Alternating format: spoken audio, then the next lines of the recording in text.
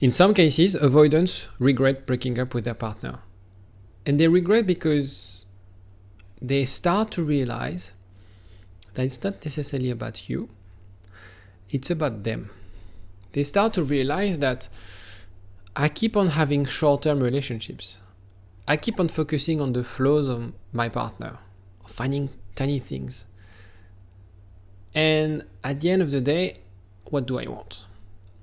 Do I want to have a family? Do I have a successful relationship? And I start to have this thought process. I'm saying this because I'm a former avoidant and I went through those thought process.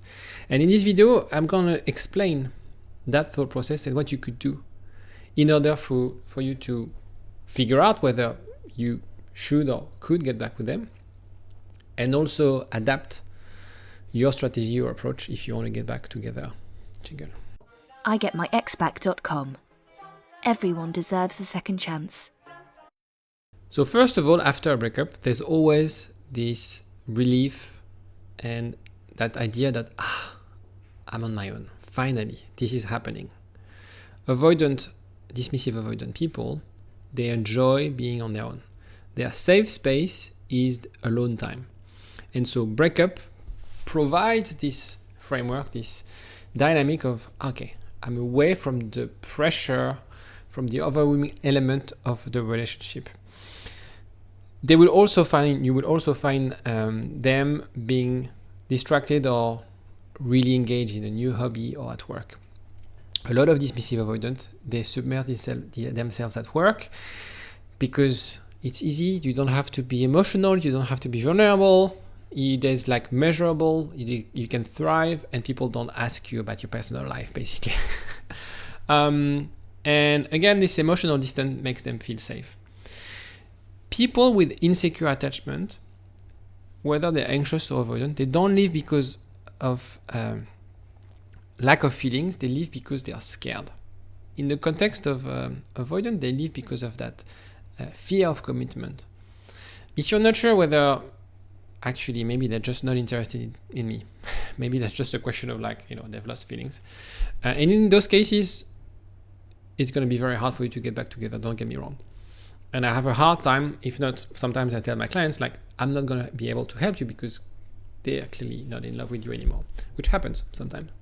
If you're not sure, there's a quiz in the description. It's totally free and it'll get you some insight on your situation because it's really personalized on what you answer.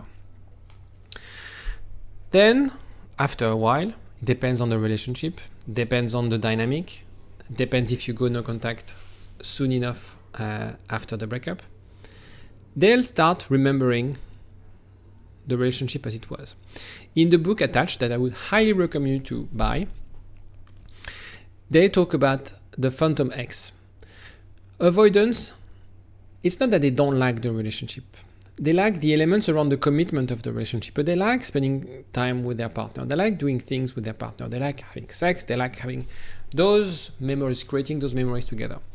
What happens is after a breakup, you're removing all the painful element of the relationship. So needing to text you when they go away, having to discuss plans, negotiating on this and that. When they're away from the relationship, what's left of the relationship is only the upsides. The memories, what we had together, what we've done together, away from the pressure. And so after a few weeks after the breakup, if the relationship was meaningful, if they were in love with you, they're going to start feeling lonely. They're going to start idealizing the relationship.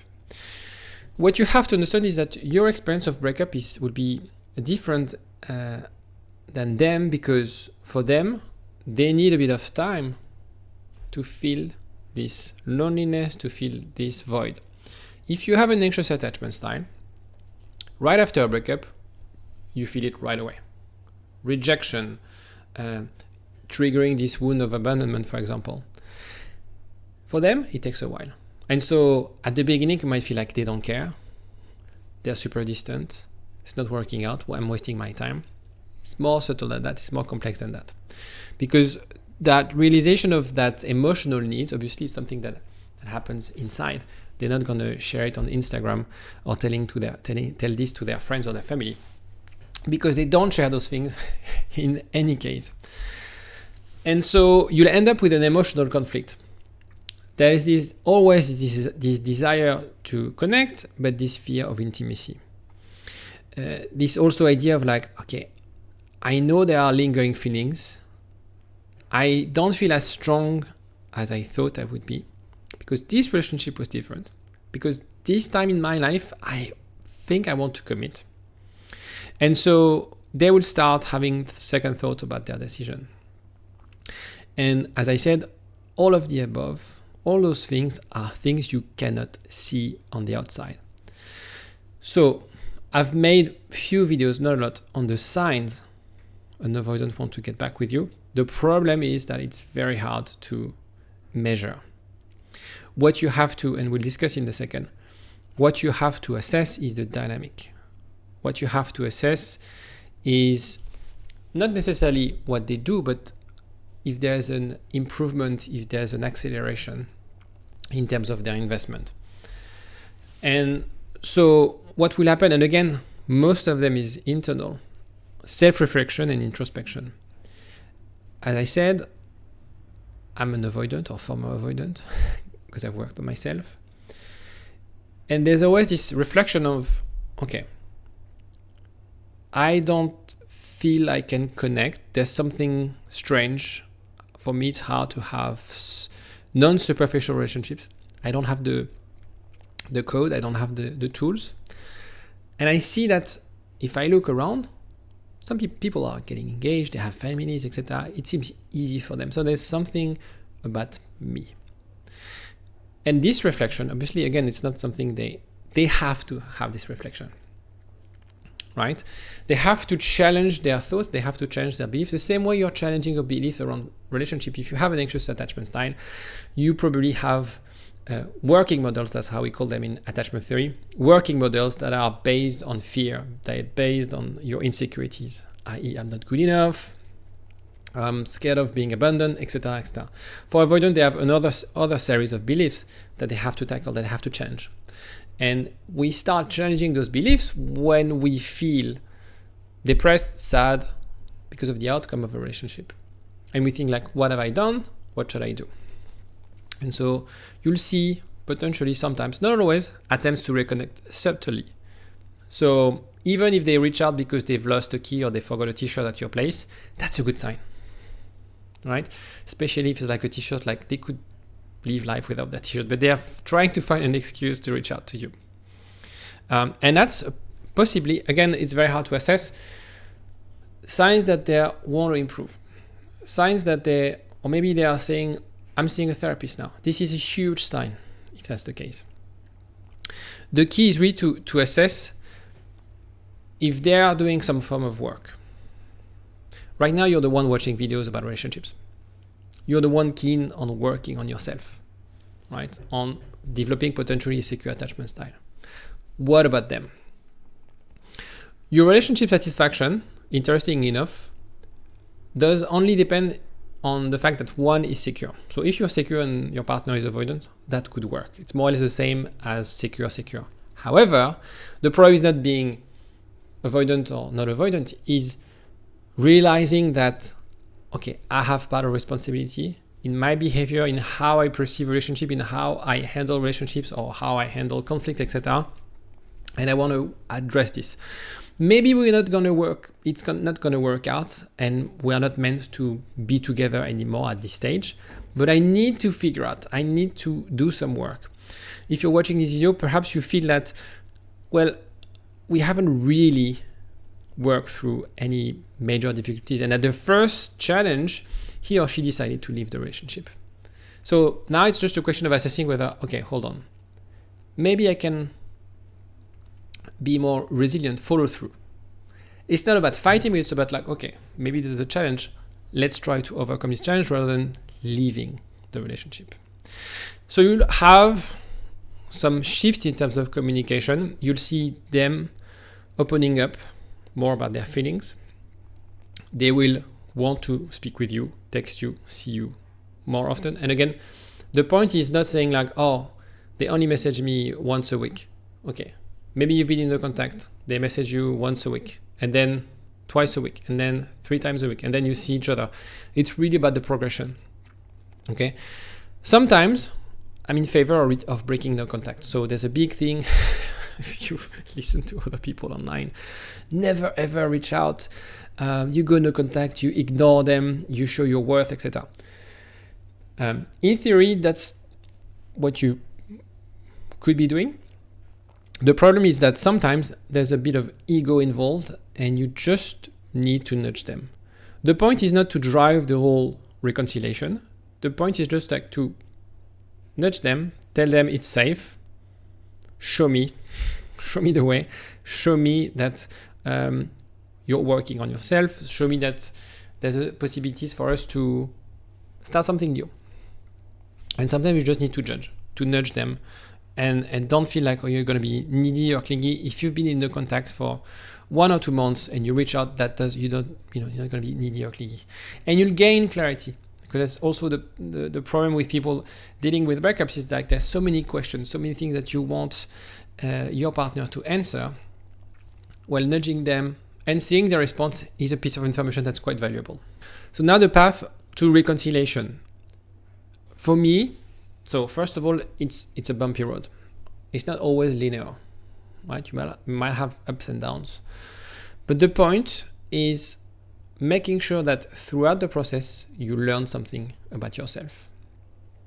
That's so important. There are things you can't control. The way your partner might react, their belief system, what they're thinking, their history, their background, and so on. But what you can work on is making sure that as you progress, you're true to yourself. You know that you do the right things. You know that down the line, you're not going to regret what you've said and what you've done. And that's why it's very important to know about your attachment style. That's why it's very important to know how you can develop a more secure attachment style. And so throughout this process, you have to be super patient. I'm saying this because most of the time people are like, okay, I know what I want. I just want to have clear sign that they also know what they want. The problem is they don't. They are not sure.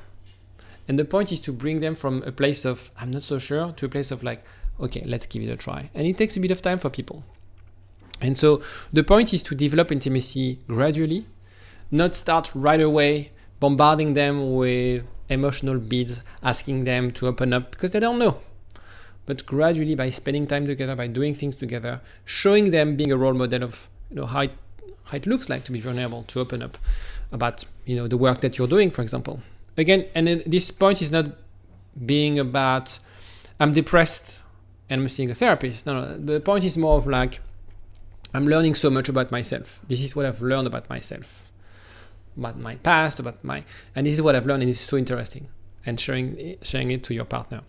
And I'll put something on the description about this sort of conversation triggers, conversation prompt that you can use in the context of discussing with your ex. And by doing that, you're going to build trust and intimacy. Trust, they know they can trust you. I'm pretty sure that you've been supportive, you've been caring. But the trust is really the trust that I would respect your space, I would respect your need for independence. I would respect that it takes time for you to figure out what you want. Okay, that's so important because if they feel a sense of that it's going to be difficult, they're going to pull away. So usually when people struggle or don't manage to get back with their avoidant ex, it's because they don't understand that they function differently than them, and they pressure them, they trigger them. If you understand their attachment style, their triggering points, and you adapt your communication and your behaviors based on that, they'll feel safe. If someone feels safe, you removed all the hurdles, right? Because the reason they left is not because of feelings, because they don't feel safe. And so throughout this process, what you have to aim is obviously, I think the end goal is, yes, getting back together, but more importantly, have healthier relationship dynamics. And in a way, if you can't have healthier relationship dynamics, if you feel that you can't have that with this person, then this person is not the right partner for you. Okay, so throughout the process is figuring out, okay, maybe I need to change a little bit how I measure relationship success, how I measure what I want, how I can establish new boundaries, and along the way figuring out whether my ex fits the criteria. And for them, the point is to gain self-awareness. So that's the same for you. I think for me, if we were all super self-aware, we would remove 90% of our relationship problems. But that's another story. And for them, for avoidance, I think the point is to really learn how to be emotionally in tune with their emotions, but also open and being able to connect with their partner.